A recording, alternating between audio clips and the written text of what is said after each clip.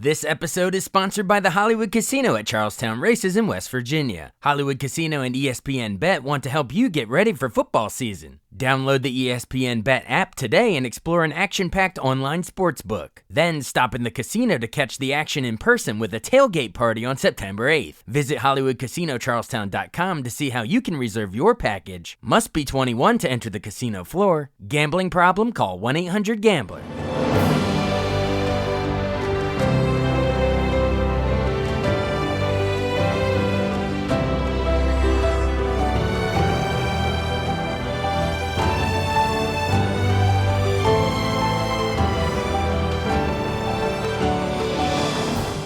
Welcome to the newest episode of Beyond the Fame with Jason Fraley. I'm your host, Jason Fraley, picking the brains of the top filmmakers, musicians, and artists of our time. The prolific Rob Thomas performs live with the National Symphony Orchestra at the Kennedy Center in Washington, D.C. this Friday night. He joined me to preview the epic concert as well as reflect on his biggest hits from Matchbox 20 to his solo career. Hey, Rob Thomas. Hey, thank you so much for joining us on WTOP in Washington, D.C. Hey, man, it's good to see you. Good to be here. How's it going? Good. Hey, thanks. I'm so glad we were able to do this. Yeah, me too. More than you know, Jason. I literally 3 minutes ago, we had this freak out because we lost all the internet in our house. And I was like, of course we did. And I was waiting to have to give you the wah-wah.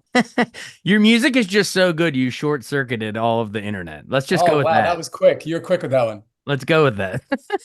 Well, I appreciate you doing this. Where are you joining us from? I love the setup here. Oh, I'm just here down in my studio at home in Westchester, New York. Where are you at? I'm in Frederick, Maryland, which is about an hour north of DC. But I know where that is. You do? How do you know Frederick? Yeah, it's nice there. Dude, I'm old. I know where a lot of places are. I'm effing old, baby. That's the answer to every question I'm going to ask you, probably. I've been through Frederick. I'm enough to be aware of it. I think in my travels, I'm not sure that we've done a whole lot of shows in Frederick, but I'm aware of where it is. Well, you passed through on your way down to the nation's capital, where you're going to be coming to the Kennedy Center on Friday, September 6th, and we're so excited to have you. It's awesome. It's my second time playing there. Years and years ago, I actually played at the Kennedy Center Honors. Really? And we honored The Who. Oh, no joke. Yeah, and I got to do Bob O'Reilly in front of The Who. I think Jack Black was the host. Dave Grohl was there. Chris Cornell was there. It was a really, that's such a cool thing just to watch. But it's like a bucket list thing to be a part of, like to tick off. Oh, yeah. And you never know which artists are going to come out to honor them either. I don't know if you ever looked it up on YouTube. Did you ever see when Heart honored Zeppelin and brought Robert Plant yeah. to tears? I've seen it a couple times, actually. It's amazing. It's like, it's one of those, it's like, I'm going to watch this once a year. All I could think of is Dave Grohl saying, like, he's the only guy that took it was during the Bush years, and he was the only guy that went to the White House the day before. Yeah. And he's like, man, you just wouldn't believe it. He's like, there's Secret Service and all these people, and then Bush comes walking by, and he sees me in between, and he goes, hey, and he gave me the double guns. Like hey, what's up, my guy? Yeah. Oh, that's it. That's some strategery with that point right there. Yeah, nice. I love it. Well, it's a bucket list. I think you should get honored at the Kennedy Center Honors one day. You're putting in your time now, and then one day they'll look back on the body of work. Well, one day they'll run out of everybody else, and then they'll come to me. No. You already deserve it by this point. You kidding me? But we're here. Let's tell everybody the reason you're coming on September 6th is it's part of that Ben Folds Declassified series that he does. We love Ben. He's called in for that.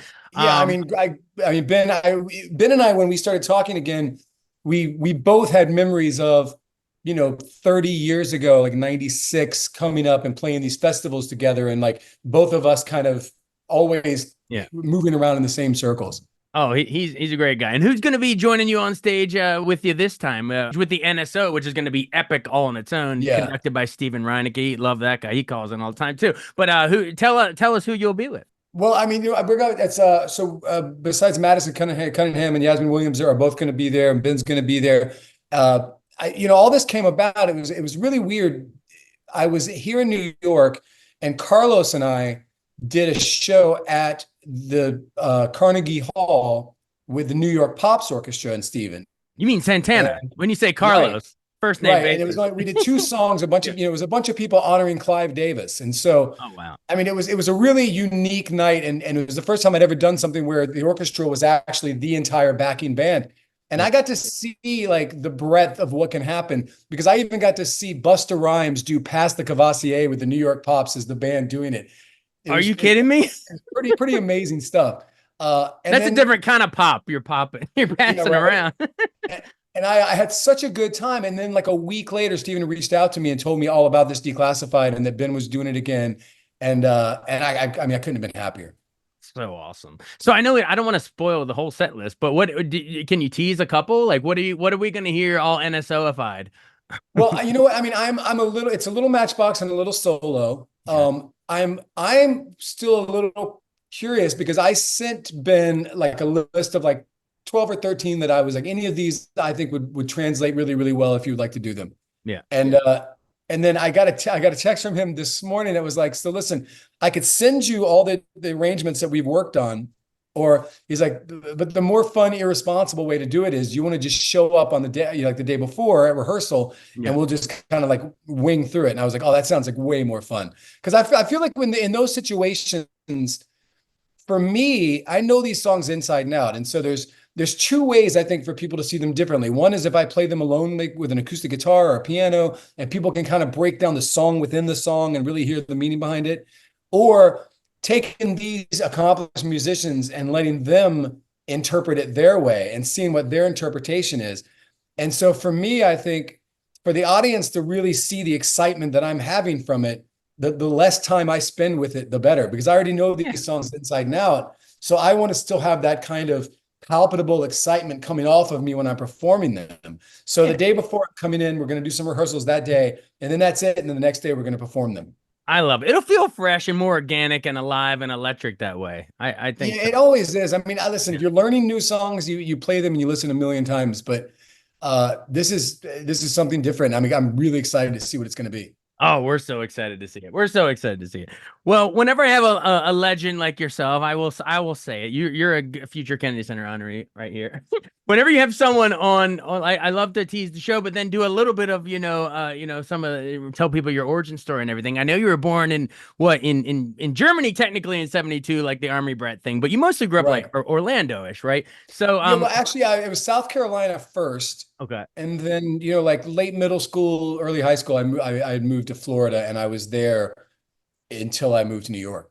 Right. Gotcha. And then the band Matchbox 20 comes together, around like 95-ish. We had your lead guitarist Kyle Cook on, I guess last year when your last album. And he was trying to tell me the story of it came together like you handed him a demo of 3 a.m. Is that right? What's your recollection of that? Yeah, the original, thing was it was me and before Kyle there was just a demo of 3 a.m. that kind of brought me and Paul together, and it brought Brian in, who's still there. And then we were for a few years, like 93, 94, we were this local band called Tabitha Secret in Orlando. And we traveled, we were like a Southeast band. We'd get the van and trailer and travel, as far as maybe Tennessee and back. Right. And then the band broke up, and right when the band had broke up, I got a bunch of label interest in my songs. And I was a kid. I mean, I was a baby. And so the idea of signing a record deal scared the hell out of me. And so I was like, listen, if I can bring my two guys with me, which were Paul and Kyle and Brian, and they were like, sure, we don't care. We'll sign whoever you want. And so the three of us signed on. We didn't have a name yet. And then we went on a search and we found Kyle at the Atlanta Institute of Music. Just because he was the most tasteful, and we had another guy, Adam Gaynor, at the time, and just because he had the most personality, and we, kind of that's where everything started. Before we even had a name, we had like signed our record deal, and we were still, trying to figure out a name. That's why our name is not great. Are you kidding me? It's catchy as hell. None of us know what it means. I'm sure there is a meaning to it. I think it literally was what we were watching people walk into a bar that we used to play at, and one guy had a jersey on with a 20 on it. Yeah. And a bunch of patches. And one of the patches said Matchbox.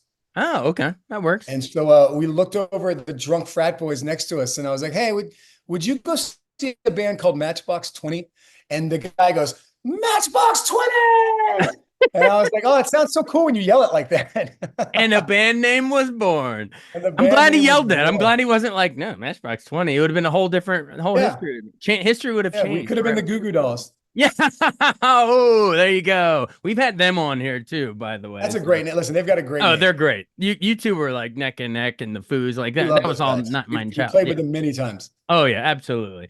Good natured ribbon back and forth. Awesome. Well, that so then of course 3 a.m. that goes on yourself and someone like you and Real World and Back to Good and Push and all those huge songs were on there. Dude, I'm telling you, I remember I can vividly remember riding on like a sixth grade field trip on the bus and putting on that album with the the Discman with the anti-skip Yeah, yeah, yeah. production and just being absolutely blown away. I like wonder what Oh, it's that's like to awesome, be man. Rob Thomas is probably what I was saying. But just memories of putting that whole album. I'm sure you weren't making it specifically for me and the Disc Man, but for a lot of us, what memories of putting that album together? Yeah, I mean, I think it's funny too because you like at the time, every little success that you have is the biggest success you've ever had. Yeah. So, I remember the label was really disappointed. The first week our record came out, we sold 612 copies, and they were like, "Wow, this is not good." And we were like, "Oh man, 612 people bought our record. That's amazing." And we put out a single and it didn't do well at all. And again, we didn't know. We were like, we have a song on the radio and we have a video on MTV. Like we felt like we were rock stars and we didn't realize that we were just about to get dropped. Everything was about to go away. Yeah. And one guy in Alabama started playing Push on the radio and it became like the biggest song in Birmingham. And then they were like, well, let's give this one more chance. And then they released Push and started putting that out. And that was really the song that saved us. But I think, you think you're a good band, you think that you want to do well, but you don't really have an idea of like what success is going to mean or look like or how it incorporates into your actual life. And then if you're lucky enough to kind of have that kind of once in a lifetime 20 million record kind of thing, Yeah. it's overwhelming. And and I'm glad that we got to do it before social media, honestly. Like it was a Yeah. really nice thing that we got to go out and learn how to fit into our own skins without everybody watching. Absolutely. Well, we're glad they pushed Push, and now Push is back because of Barbie, I guess, and Ryan Gosling playing it around the. So now it is back during the social media era. So it's all around. That's great. Well, what I sort of love, I mean, you mentioned Carlos as a first name basis. The rest of us know him as the Carlos Santana when you did Smooth. He actually joined. I've got my little picture of Carlos here behind me of Carlos from Woodstock. Oh, look in the back, ladies and gentlemen. Yeah, There with a you little go. guitar and then next to it, there's a guitar that he sent me from his last album. Oh, that's awesome. I mean, come on. That song Smooth was, 3 Grammys, I guess, including Song of the Year, Record of the Year. Like it was the biggest song. Yeah, that I mean, year. he won 9 total. Shoo, for Supernatural. Gosh. Yeah. It was like the Thriller. It was the Thriller of that year. You remember like when Michael Jackson came out with Thriller, like Oh, it yeah. was the Thriller. It was the album of the year. It was the song of the year. Supernatural was just a really, really big thing for all of us to be a part of. Absolutely. And there you go and forget about it. And anyways, he was saying when I interviewed Carlos Santana, he said, quote, by the time it landed on my lap, all I had to do was close my eyes and play on it. Is that true? Had you guys worked it to the point before he got on it? Yeah, I mean, we showed up in a studio in just outside of San Francisco with him and his band, and we just the band we played it in 2 takes. Yeah, I think just it ran through, and then the only reason we played anymore was because Carlos was trying something different on a tone on his guitar that he didn't love, and the next day he came in and redid it with his kind of classic guitar tone. Yeah, I mean, Carlos is become like one of my greatest friends in the world. He's my brother. We talk constantly. Every few days we're sending each other music and we're calling each other late at night, and our wives make fun of us. But he's really been him and Clive Davis have been like 2 really amazing mentors, and probably the best things that came out of that whole experience was having those 2 in my life to kind of be able to get ideas off of. I love that. Such a great story. And he's a great. Well, speaking of wives, my wife, I think her favorite Matchbox album might be Mad Season. I don't know. I'd have to check, but Nice. she talks about it all the time. I guess it won. I got another Grammy nomination for Bent, and I also love it. If You're Gone, I mean, it's so good. But well, I could go all day on why I love it. Why do you love Mad Season? Why? How do you think that helped you marked your evolution as Matchbox? Well, I think especially the first three albums, and that's where I think in the three albums is the time where an artist really gets a chance to kind of figure out who they are, right? Yeah, yeah, The first record, you're learning how to make a record. Now, I was a little lucky because my first record was kind of my second record in that all the songs that I had written as a solo band that normally would have gone into making your first record, right. because of different things that were going on with that band breakup, I scratched all of those and wrote that first record in like 6 months before we recorded it. Okay. Um, and then after the success of that record, we went into the second record. We had money to make a record. So like we were getting strings and orchestras and studio. We could go in the studio and just like, we had a lot of studio time and we were like, Yeah. and that record sounds expensive. Everything has 100 tracks on it. I mean, there's just like a little bit of everything goes into it because we were experimenting it all the time. Yeah. And then when the third record came out with Bright Lights and Unwell, Yeah. we had really kind of figured out like a leaner version of that. Like, Yeah. this is the best way to serve the song. This is the best way. These songs, let's think about how we're going to play these live while we're in the studio. Let's think about us as a live band while we're doing Yeah. these, those kind of things. That's such a good point because I think that also sounds like $1 million went into this because by the time the production elements kick in on Bright Lights, baby, baby, like it really, you can just hear the wall of sound behind you. Yeah, and I remember like we had like a couple days to figure out the drums on that song, and that's something you don't get to do anymore. You don't get to go rent a big studio anymore and then spend days just figuring out the drums on one song. Yeah. Paul was our drummer back then. Like when I listen back to it, those Yeah. drums are epic. Yeah. Those fills are just they're big 70s kind of fills. It makes you sound more than you think you are. All right, so we've been talking about all the Matchbox songs, some of which you might hear with the NSO at Kennedy Center. But before we go, I do want to hit some of your great solo stuff because I love how you kind of weave back and forth between the solo and the Matchbox stuff. So Something to Be comes out in '05. I guess two more Grammy nominations, Lonely No More, This Is How a Heart Breaks. Gosh, what else was on there? Ever the Same, and my personal favorite was Street Corner Symphony. I love that song. Oh, right on. John Mayer played guitar on Street Corner Symphony. Really? Well, no, now that thinking back on it, yeah, of course, that sounds right, actually. But yeah, what was it like just getting to break off on your own? I mean, you and the band have always been on good terms, but it's got to be nice to deviate and get such a warm reaction, both in radio play and in awards. I mean, yeah, I mean, I never expected. It always just seemed like a side project thing that I was doing just to kind of get out. I knew that I had different musical taste in me. Songs like Lonely No More, if I were to bring that to the band, they might not necessarily jibe with it. It's not really the kind of thing that they're into. right.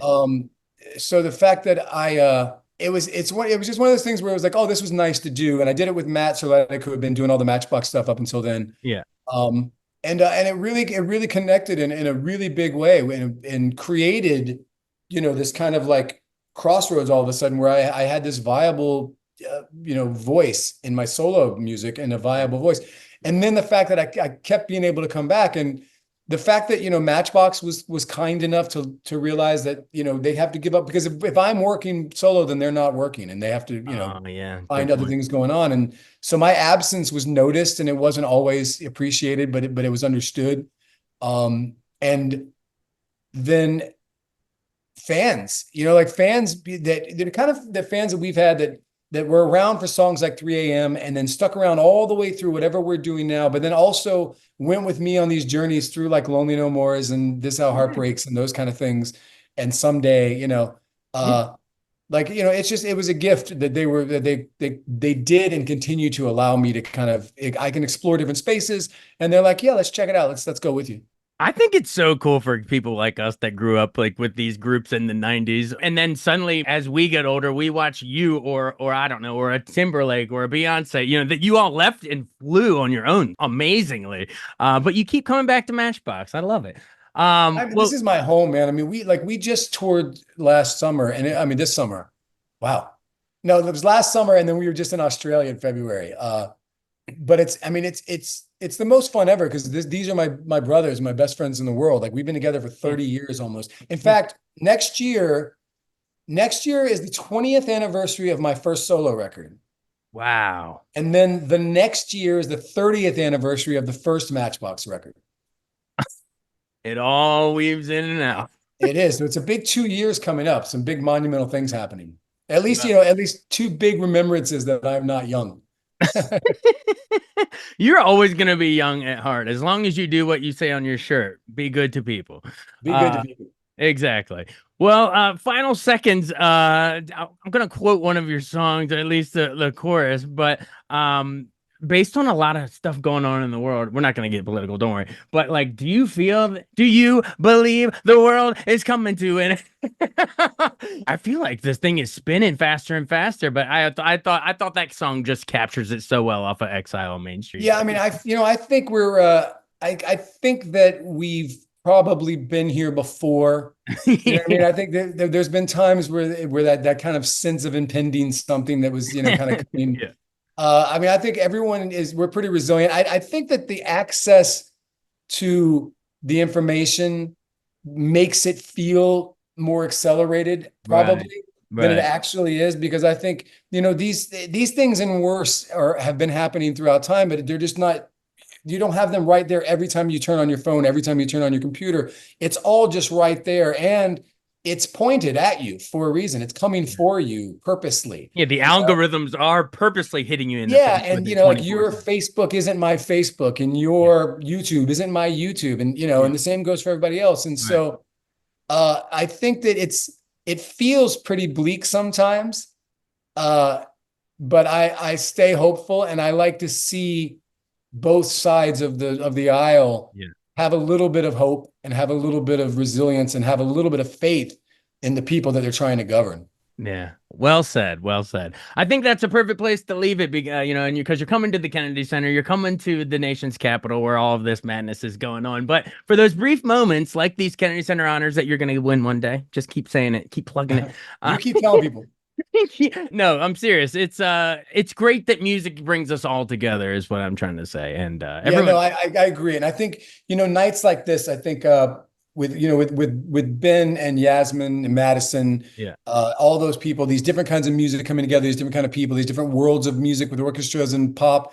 I mean, I think that's really what it's about. It's not about just staying in your own lane. It's about, everybody kind of getting into one room and mingling together. Absolutely. Well, I appreciate you getting in this virtual one room together and taking so much time with us. We really, really appreciate it. Rob Thomas. It's my pleasure, man. Thank you for the time. Coming to the Kennedy Center with the NSO for a great show on Friday, September 6th. Get your tickets now, everybody. Thank you so much. I appreciate it. Take it easy, Jason. Have a good one, brother. Thanks so much for listening to Beyond the Fame with Jason Fraley. Our theme music is Scott Buckley's Clarion. Remember to give us a 5-star rating if you like what you hear. We'll see you next time.